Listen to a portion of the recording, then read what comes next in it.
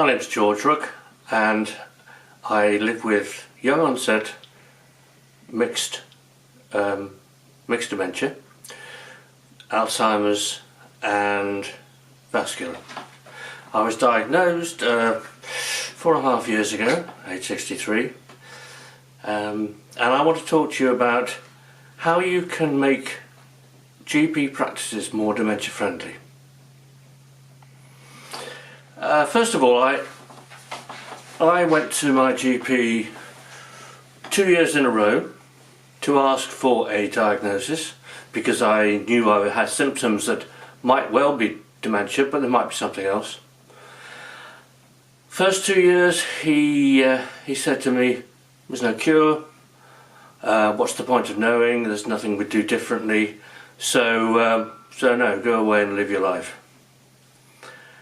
Third year I went and I took my wife with me and I insisted, and the result was, after a day and a half of testing at the local memory service and some brain scans, I was diagnosed with mixed dementia, age 63 as I say. Please, GPs, if you still think that it's not worth a person having a diagnosis, or that they would only be upset if they got it, believe me, and plenty of others whom I know, we might not want to have dementia, but we do feel relieved to know what the cause is of the symptoms that we live with every day.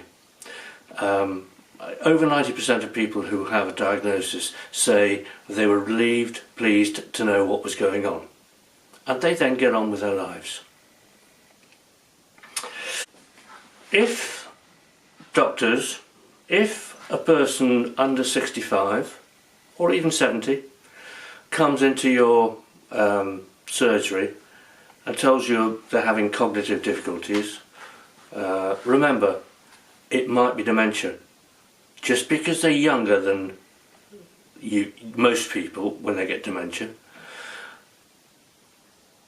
please don't assume that it's just depression or stress. It may well be dementia, and if it is, they may well be able to get some treatment to at least improve things, if even if there's no cure.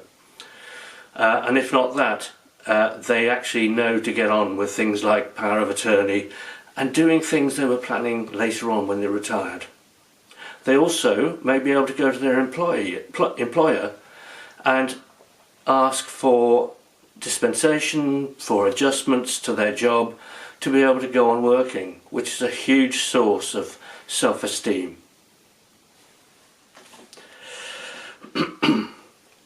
Now then, this is for all practice staff. Who do you talk to when there's a person in front of you or beside you? Do you talk to the person or do you talk to the computer screen? I remember one doctor who did this right through a consultation some years ago with me. I don't remember him looking at me at all. But then just last year, I went to see a practice nurse. I was called in as a result of some blood tests. I wasn't sure why I'd been called in, but I had an idea. I go in, she looks at the screen, she scrolls up and down, she doesn't look at me. I start to tell her why I think I've been brought in and why I didn't need to be brought in, and she just doesn't listen. She looks at the screen, goes up and down it, and huffs and puffs a bit, saying she can't find whatever it is. Eventually, I said, look, I'll tell you. And she stopped. She then, having heard me, she found a letter that said that I was under a consultant for this particular blood test problem.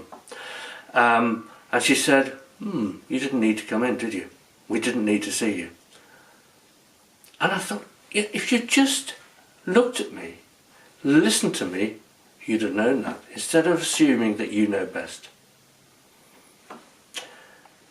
But not looking at people is very off-putting. I mean, it's rude, it blocks this communication, it's dismissive, and for me, I became angry and I just shut up and thought of something else till she turned to me and started to listen. For a person with brain disease who struggles to hear or to decode what they hear and to create meaning from a string of words, it's essential that they see the face, mouth, eyes of whoever is speaking. It's also essential that you staff make a connection. Smile, put the person at ease. Any sort of anxiety causes instant confusion and fog, and you can't remember words or why you were there in the first place, because your brain starts thinking, well, what have I done wrong here? Why aren't they looking at me? Do they not like me? Is it a bad day? And what you actually went for, you can't concentrate on.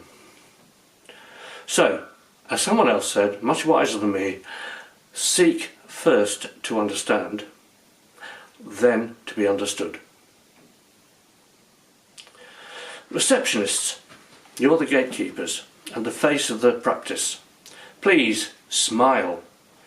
You may be under pressure and it may be a bad day, but the patient in front of you is there because they're having a bad day too. In fact, they may be having a bad year. Your job is to help them, not to make them feel guilty. Another thing, when I arrive and sign in at the screen, it either gives me a green tick or it gives me a red cross. And if I get the red cross, it says, "Too late, go to reception."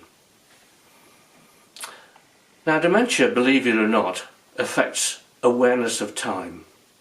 It affects memory, it affects your ability to sequence things. So it's no surprise that I increasingly arrive late for appointments, or I just miss them. I get text reminders. The hospital ones that I get demand so many button pushes that I feel like smashing the phone. But what is the good of a reminder if you have a memory of a few minutes or less, or or in my case, if I see a note that I've written to myself on the fridge, on the whiteboard, I can see it every day and still ignore it, because it just does not register. It just goes in and out of my mind. So if I arrive 1 minute late, I get a red cross saying, "Too late, go to reception." The other day I arrived 7 minutes late. "Too late, go to reception." The receptionist was busy. I had to wait for 2 minutes in a queue. She told me then, "Well, you're 10 minutes late, so you've missed your appointment." I said, "No, I was 7 minutes late." She sucks her teeth, sighs, and says, "Take a seat." How does that make me feel? Annoyed, treated like a naughty child. Am I able to relax and think about what I'm going to say to the doctor? No. Get your system changed. Be kind.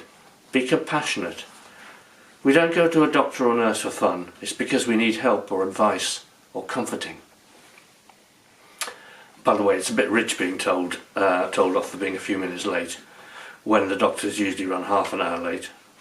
So let's just treat each other as equals. Is your waiting room friendly? Is it lines of uniform chairs or a variety of colours and heights and designs of seats? Does it feel like a prison meeting room or a friendly sitting room? Do the signs help the patients? One practice I visited recently had staff names on the wall, beside the door, not on the door. Which side did it refer to, I wondered. The name signs were tiny, high up, dirty brass colour font on brown. They weren't large and contrasty, they were too high. They should have been about 4'6", 5 foot off the ground, 160 centimetres, and they should have been on the door. Does your practice have notices of all sorts everywhere? In corridors, on the entrance door, on the waiting room walls? Do you have racks of useful information leaflets? Does anyone ever look at them? To a confused person, they're just confusing, and they reinforce the knowledge that we already have that we can't understand all the information that we see. So get rid of it. Don't put it there. If a patient needs information, give it to them when you meet them and explain it. Have them in your rooms or go out and fetch them. Then you'll make sure the right person gets the right information they need. Do you have a record of every unpaid or family carer in your practice list? Does it flag up when you pull up their notes? Do you make a point of asking if they're coping, or if their health is suffering because of their caring work? Remember, carers of people with dementia have worse health than those they care for, because they don't look after themselves, so you do it for them. Care plans. Let's just agree that the EMIS or other in-house system does not provide a shared plan for living. It may tick boxes on the quaff points, but it's not in any way a useful care plan. For example, my county, Shropshire, came to the top level of compliance for care plans. Something like 95% of patients are said to have a care plan. Well, I know that that's rubbish, because none of us do. We don't have shared care. We don't contribute to them. They're not about what matters to us, and they're not about what ways to help us do what matters to us. They're just about what drugs we're on. I mean, it's just nonsense. So, let's do meaningful plans. Doesn't have to be the GP who leads on these. Somebody does though, and we all have to contribute. Do you offer double appointment slots? I bet you're saying to yourself now, oh yeah, of course we do. But do you publicise them? Do you tell all patients living with dementia that they can book a double slot? People living with dementia often need extra time to remember, to think, to find the words and to explain. And you will need extra time to understand what matters to them. Please just offer doubles. Better to have a few minutes free at the end and catch up or breathe deeply than to rush and end up later for the next appointment. Are your staff, including doctors, trained to understand and work with people living with dementia? I mean Tier 2 training in the dementia skills model, because they should be. People who work, staff who work regularly with people living with dementia are expected to have Tier 2 training. Almost all of them don't. Dementia Friends awareness is not, repeat, not training. It's just awareness, a brief introduction. So I know that a lot of hospitals and probably GP practices say we do Dementia Friends training or something like that. It's not enough. That's why staff don't understand how to work with people who live with dementia. Do you play music in the waiting room? Try asking people with dementia if they find it relaxing or too loud, or if it interferes with their thoughts and their preparation for their appointment. And what's wrong with quiet? We persuade supermarkets to turn off their music for a few hours a week, and staff and customers love it. You try it as well, especially at Christmas. So, there's a lot you can do to make it easier for your patients who live every day and every hour with their dementia to get the help, care and understanding they need and deserve in order to live as well as they can and as well as they choose. Remember, 25% of people with dementia only leave their homes once a month. There's a good chance it will be you who they visit. So make it a good day for them. Thank you.